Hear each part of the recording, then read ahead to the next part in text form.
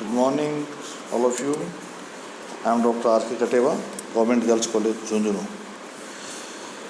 आज बच्चों अपन पढ़ेंगे राजस्थान राज्य शीर्ष सहकारी bank Rajasthan state apex cooperative bank.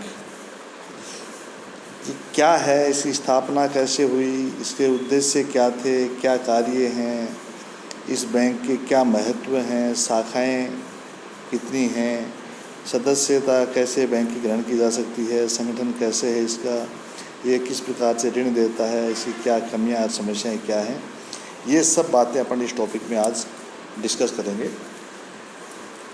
तो पहले अपन बात कर रहे हैं स्थापना की। राजस्थान प्रदेश में चारों ओर फैली हरियाली कृषकों की आर्थिक स्थिति में सुधार तथा उनके जीवन में खुशहाली लाने में जिन अग्रणी संस्थाओं का योगदान है, उनमें राजस्थान राज्य सहकारी बैंक भी एक नाम है। राजस्थान में सहकारी शाखा के क्षेत्र में राज्य स्तर पर राजस्थान राज्य सहकारी बैंक कार्यरत है, जिसका मुख्यालय जयपुर में है। 14 अक्टूबर 1953 को भारतीय शाख सर्वे समिति की रिपोर्ट के अनुसार राज्य में अल्पकालीन व मध्यकालीन सहकारी शाख व्यवस्था के योजनाबद्ध विस्तार एवं ग्रामीण स्तर पर सहकारी क्षेत्र में बैंकिंग सुविधा पहुंचाने के उद्देश्य से शीर्ष स्तर पर राजस्थान राज्य सहकारी बैंक का गठन किया गया था। राजस्थान राज्य सहकारी बैंक राज्य के सहकारी आंदोलन की शिखर संस्था मानी जाती है। इसकी स्थापना के बारे में देखने के बाद हमें बात कर रहे हैं उद्देश्य एवं कार्य। क्या उद्देश्य है इसका, क्या कार्य है? राजस्थान राज्य सहकारी बैंक की स्थापना बैंक के उपनियम के अनुसार अनेक उद्देश्यों को प्राप्त करने के लिए की गई थी, जिससे इस क्षेत्र में सहकारी आंदोलन तीव्र गति से विकसित हो सके एवं राज्य के आर्थिक व सामाजिक पिछड़ेपन को दूर किया जा सके। इस बैंक की स्थापना के उद्देश्य इस प्रकार हैं।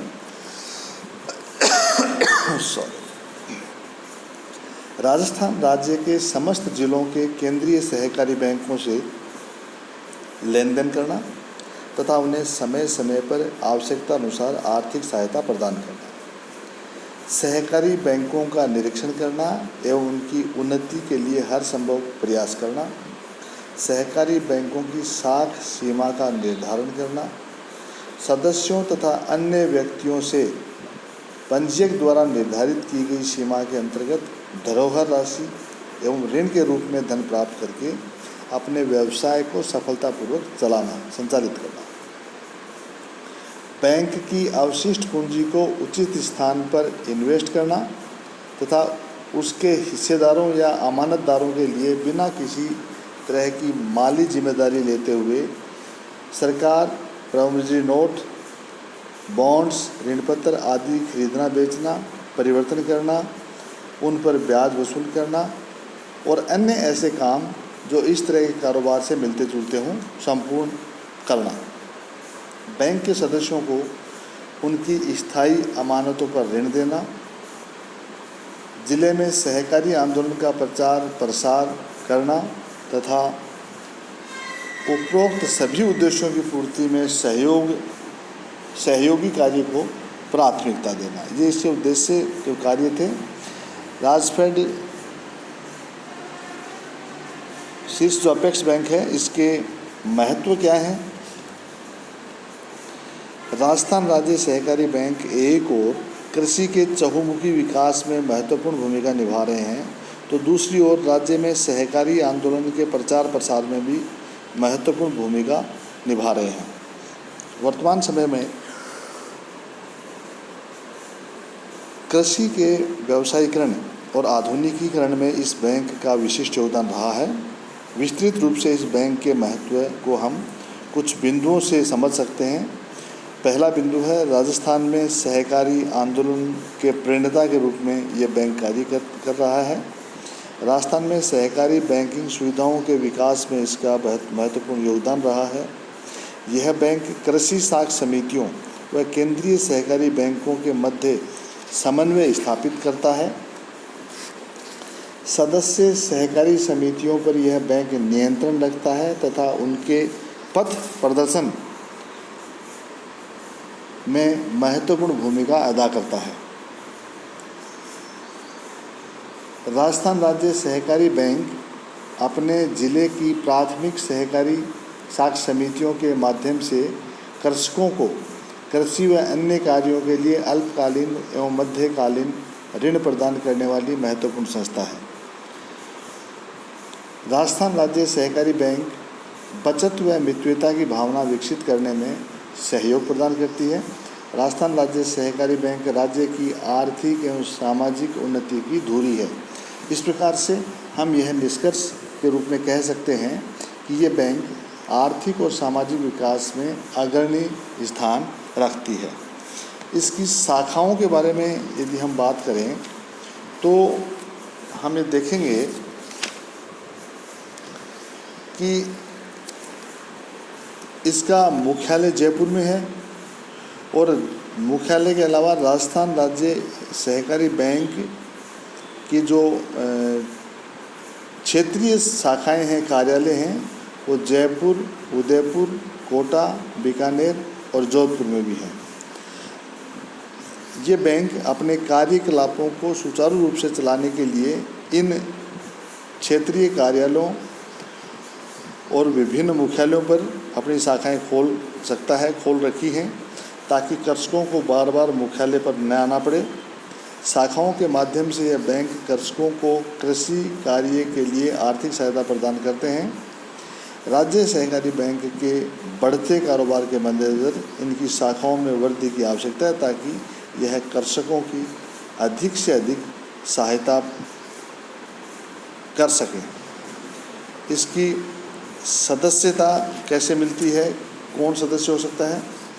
राजस्थान राज्य सहकारी बैंक की सदस्यता राज्य सरकार एवं जिले में कार्यरत सहकारी समितियां ही ग्रहण कर सकती हैं। इस बैंक की स्थापना से लेकर के सन 1965 तक इसके सदस्य व्यक्ति भी हो सकते थे, परंतु राजस्थान सहकारी समिति अधिनियम 1965 लागू होने पर व्यक्तिगत सदस्यता समाप्त कर दी गई है। बैंक की सदस्यता के लिए एक निश्चित आवेदन करना पड़ता है एवं निर्धारित शुल्क जमा करवाना पड़ता है। बैंक की सदस्यता के लिए 2 श्रेणियां निर्धारित की हैं, श्रेणी ए और श्रेणी बी। ए श्रेणी सदस्य के लिए न्यूनतम 10 रुपये का एक अंश खरीदना पड़ता है और बी श्रेणी सदस्य के लिए न्यूनतम 1000 रुपये के अंश क्रय करने पड़ते हैं। ए श्रेणी में राज्य सरकार होती है और बी श्रेणी में सहकारी समितियां होती हैं। ए तथा बी श्रेणी के सदस्य को कम से कम एक अंश क्रय करना आवश्यक होता है। संचालक मंडल द्वारा स्वीकृति मिलने पर ही प्रार्थी की सदस्यता मान्य होती है। यदि किसी प्रार्थी की सदस्यता किसी विशेष कारणों से संचालक मंडल द्वारा अस्वीकृत कर दी जाती है तो इसकी सूचना प्रार्थी को कारण सहित 30 दिन के अंदर देनी पड़ती है। प्रत्येक ए व ब श्रेणी के सदस्यों को सदस्यता प्रार्थना पत्र के साथ क्रय किए जाने वाले अंशों का मूल्य व प्रवेश शुल्क जमा कराना अनिवार्य होता है। सदस्यता शुल्क वापस करने योग्य नहीं होता, किंतु सदस्यों की सदस्यता अस्वीकृत होने की दशा में आवेदन पत्र के साथ प्राप्त धनराशि लौटा दी जाती है। इसकी संगठन प्रणाली क्या होगी? इस बैंक के लिए यह आवश्यक है कि उसकी कार्य व्यवस्था के संचालन के लिए एक उच्च कोटि का प्रबंधकीय संगठन हो। इस संस्था में कार्यरत अधिकारियों एवं कर्मचारियों के कार्य, अधिकार, दायित्व एवं कर्तव्य आदि का स्पष्ट रूप से उल्लेख है। राज्य सरकार राजस्थान राज्य सहकारी बैंक का संगठन एवं प्रबंध व्यवस्था पूर्ण रूप से लोकतांत्रिक आधार के अनुरूप है, अर्थात बैंक में लोकतांत्रिक प्रबंध व्यवस्था को अपना रखा है। इसमें पहली है साधारण सभा। साधारण सभा का राजस्थान राज्य सहकारी बैंक में महत्वपूर्ण स्थान होता है। सभी महत्वपूर्ण नीतिगत निर्णय साधारण सभा ही लेती है। बैंक के संगठन स्वरूप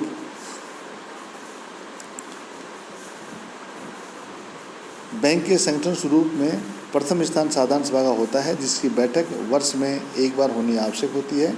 इसके कार्य संचालक मंडल के निर्णय के विरुद्ध अपील सुनना, वर्ष भर के कार्यकलापों का निरीक्षण, संचालक मंडल का चुनाव करना, वार्षिक बजट, वार्षिक प्रतिवेदन व चिट्ठे का निरीक्षण करना व स्वीकार करना, लाभ वितरण, ऋण लेने की सीमा निर्धारित करना व ऑडिट आक्षेपों पर विचार करना। दूसरा है संचालक मंडल। दिन प्रतिदिन के कार्यों को पूरा करने एवं साधारण सभा के निर्णयों का क्रियान्वयन संचालक मंडल द्वारा किया जाता है। नियमानुसार संचालक मंडल का निर्वाचन होता है। इसके निष्पक्ष एवं समयबद्ध चुनाव निश्चित किए जाते हैं। तीसरा है प्रबंध संचालक। राजस्थान राज्य सहकारी बैंक की स्थापना से लेकर अब तक बैंक द्वारा अपने स्वयं का प्रशासक नियुक्त किया जाता है।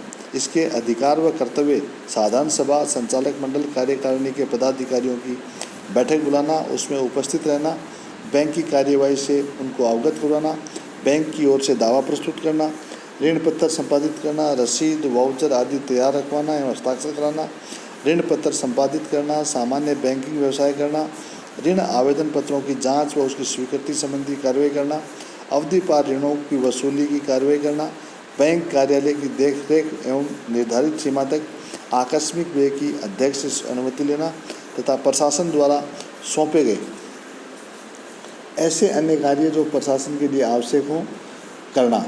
निष्कर्ष के रूप में हम ये कह सकते हैं कि दिन प्रतिदिन के कार्यों का वास्तविक रूप से निष्पादन प्रबंध संचालक द्वारा ही किया जाता है। बैंक के अधिकारी और कर्मचारी। इस बैंक में प्रबंध संचालकों के अतिरिक्त अधिकारियों व कर्मचारियों के दैनिक कार्यों का विभाजन किया हुआ होता है तथा प्रत्येक के अलग अलग कार्य, अधिकार एवं कर्तव्य निश्चित होते हैं। यह संगठन हो गया। अब है ऋण सुविधा, यानी ऋण के रूप में ये कैसे ऋण प्रदान करते हैं। ऋण में सामान्य शीर्ष बैंक केंद्रीय सहकारी बैंकों को ऋण प्रदान करने के लिए मुख्य रूप से नाबार्ड से ऋण प्राप्त करता है। वह अपने साधनों से भी सहकारी समितियों को ऋण प्रदान करता है। शीर्ष बैंक से ऋण प्राप्त करने के लिए सहकारी समितियों को बैंक के अंश खरीदने होते हैं। राज्य सहकारी बैंक विभिन्न केंद्रीय सहकारी बैंकों को अलग अलग साख सीमा तक ऋण देता है। शीर्ष बैंक केंद्रीय सहकारी बैंकों को अल्पकालीन, मध्यकालीन व दीर्घकालीन ऋण प्रदान करते हैं। अल्पकालीन ऋण कौन से होते हैं? ऐसे ऋण जिसकी अवधि 3 से 12 महीने तक होती है। ये ऋण नाबार्ड के निर्देश और संचालक मंडल द्वारा पारित निश्चित नियमों के अनुसार दिए जाते हैं। ऋण प्रदान करते समय यह ध्यान रखा जाता है कि ऋण का उपयोग निश्चित उद्देश्य के लिए ही किया जा रहा है।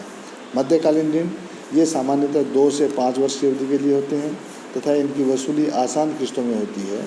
ये ऋण कुओं की मरम्मत करना, औजार खरीदना, मुर्गी पालन, भेड़ व बकरी पालन, बैल खरीदने, कुएं पर पंप सेट लगवाने, पशुओं के लिए टिन शेड बनवाने आदि के लिए दिए जाते हैं।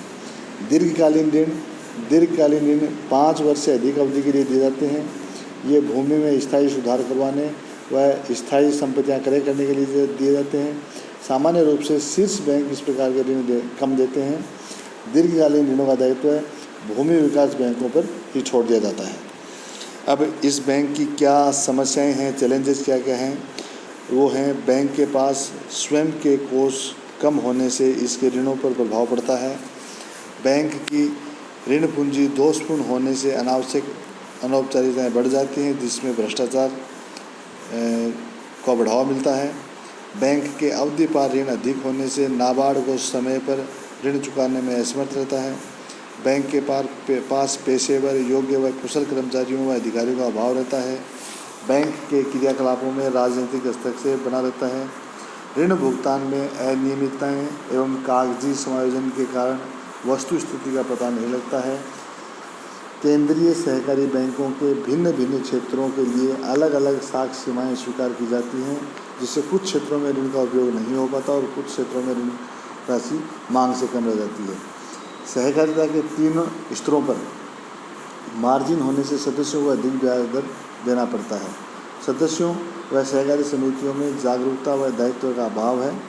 वे अपना कार्य क्षेत्र ऋण लेने तक ही सीमित रखते हैं तथा ऋण चुकाने के प्रति उदासीन रहते हैं। ये इसकी समस्याएं हैं। तो ये राजस्थान राज्य सहकारी बैंक, अपेक्स बैंक जिसको बोलते हैं, अपेक्स कोऑपरेटिव बैंक, उसके संबंध में हमने आज यहाँ चर्चा की है। इसमें हमने स्थापना, उद्देश्य, कार्य, महत्व, शाखाएं, बैंक की सदस्यता, संगठन प्रणाली, ऋण सुविधा, कमियां और समस्याएं, इन सब पर चर्चा हुई। इन्हीं के साथ अपन आज ये टॉपिक यहाँ ख़त्म करते हैं। धन्यवाद। जय हिंद।